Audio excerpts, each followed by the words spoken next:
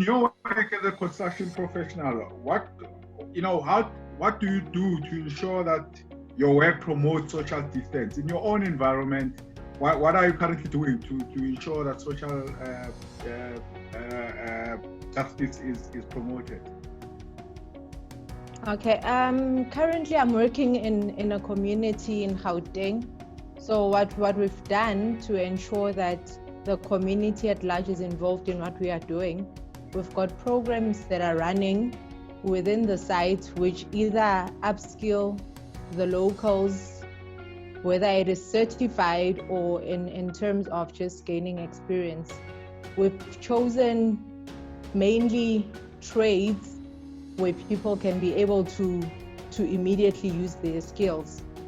We have locals that are helping us with concrete placing. We're doing stormwater, so we're upskilling them in that sense.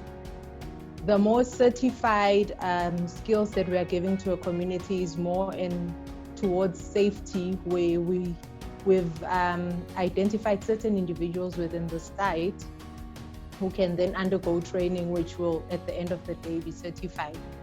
All of this is all to ensure that when we leave this project, we not only leave the community as we found them, but they are able to go and job hunt elsewhere, whether it is through a skill or through a certification that they might have gotten through what we are doing on site.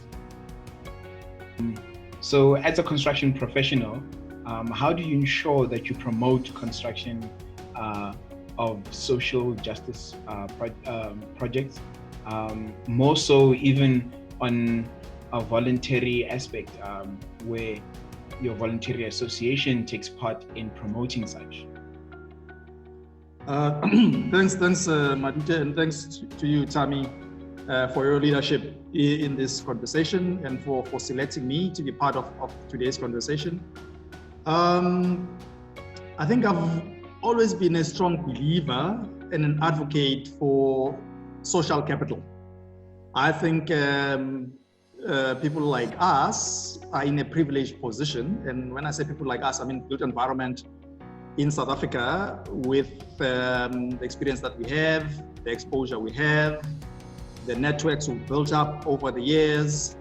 How do we use our social capital to make it easier for the younger cohort of built environment professionals like Nothando to have an easier passage through the evolutionary process of their careers as one aspect. So even prior to my involvement with the SACP-CMP, I've always tried to make myself accessible and available to young people, not because June is Youth Month in South Africa, but generally because I can relate to their struggles, I can relate to their frustrations. I know what some of the hurdles were for us to get to where we are, and I think it's important to not take it for granted that the struggle is still real. The struggle is not over in terms of having suitable role models, mentors, coaches, and I think that's part of promoting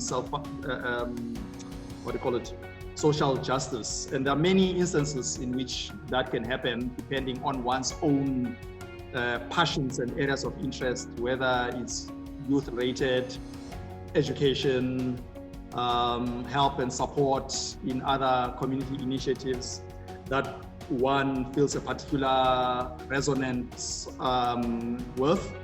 And maybe I'd just like to pause there, is that I think we possess a lot of social capital that sometimes I think we do not stop to actually evaluate, because it's not like we have created this wealth to be able to support young people through university, for example, but it's giving of our time, skill, and networks, because those are the resources that we have built up over the years.